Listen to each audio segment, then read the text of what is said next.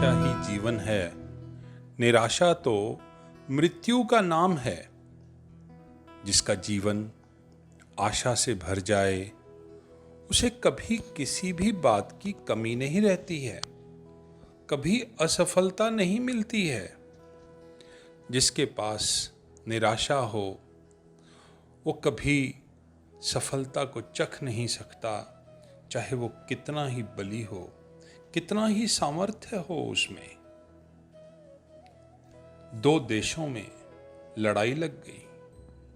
एक देश बहुत छोटा था और एक देश बहुत बड़ा था। छोटा देश हार ही जाना था। उसके प्रधानमंत्री डरे हुए थे। उसके पास सैनिकों की संख्या बहुत कम थी। दुश्मन के पास उससे 10 गुना ज्यादा सैनिक थे।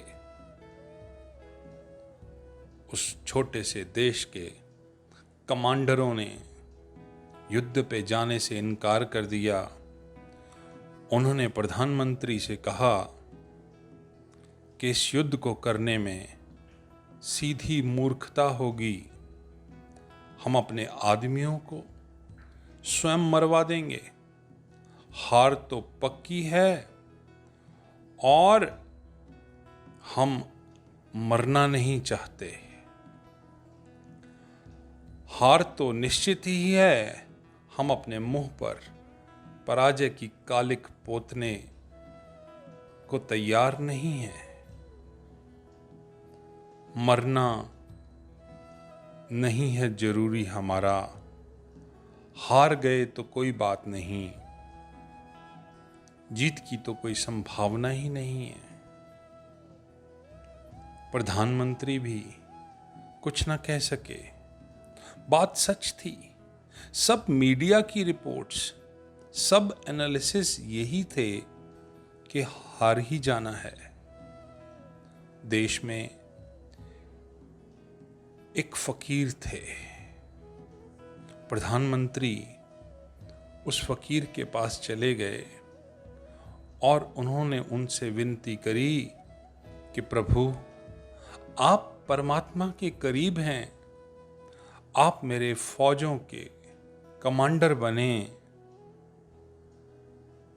और जीत दिलाएं। कमांडरों को कुछ समझ नहीं आई बात प्रधानमंत्री की। फकीर राजी हो गया।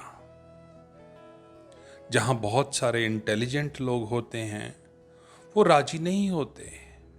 जो लोग मनमौजी होते हैं, मलंग होते हैं, वो राजी हो जाते हैं। समझदार पीछे हट जाते हैं, डर जाते हैं, और जिन्हें कोई अनुभव नहीं होता वो आगे खड़े हो जाते हैं। इसी तरह वो फकीर भी राजी हो गया। प्रधानमंत्री डरे मन में, लेकिन फिर भी ठीक थे। हारना भी था तो मरकर हारना ही ठीक था। उस फकीर के साथ सेना को जाने में भी बड़ी घबराहट हुई, लेकिन उस फकीर ने सेना में बहुत जोश भर दिया।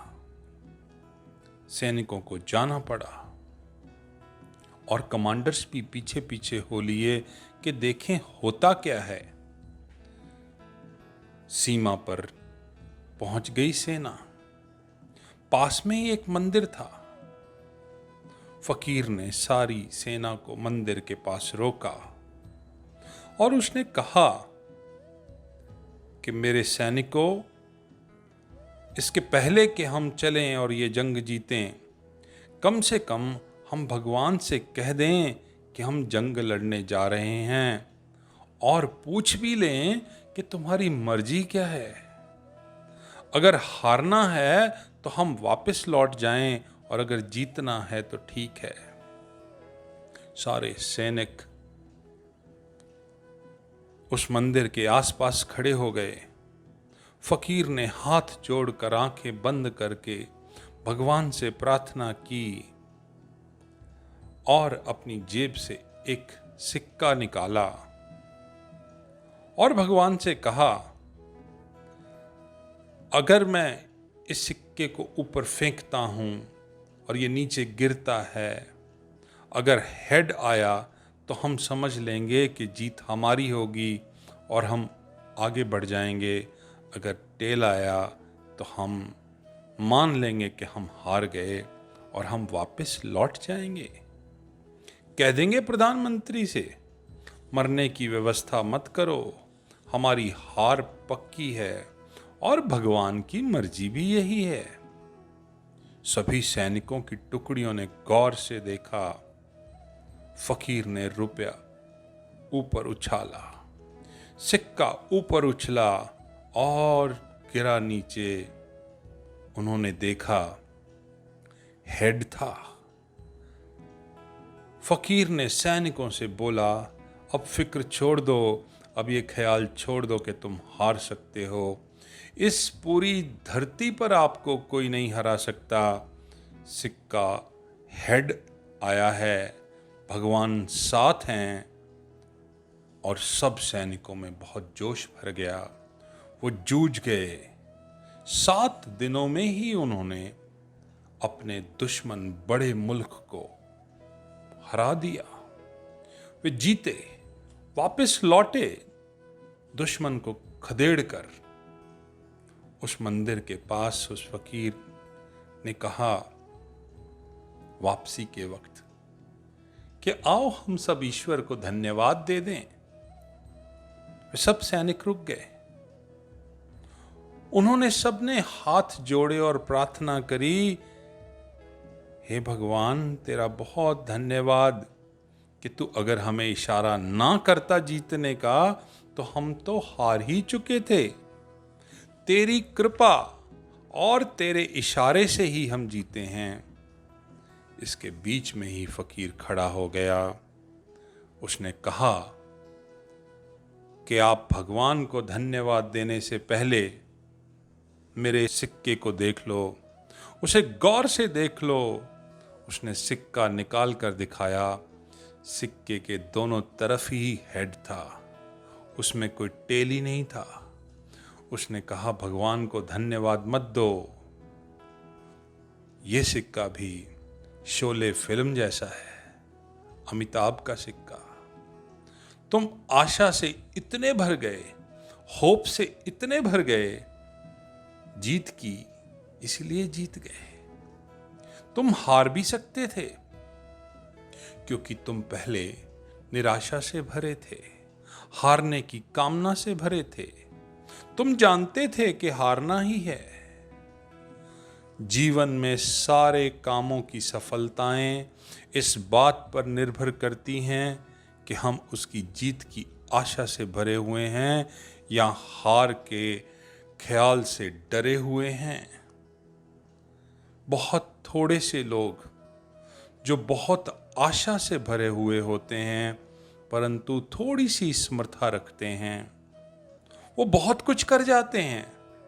वो इतना कुछ कर जाते हैं कि वो लोग नहीं कर पाते जिनके पास बहुत समर्था होती है परंतु निराशा से भरे होते हैं। समर्था मूल्यवान नहीं है। समर्था आपकी असली संपत्ति नहीं है।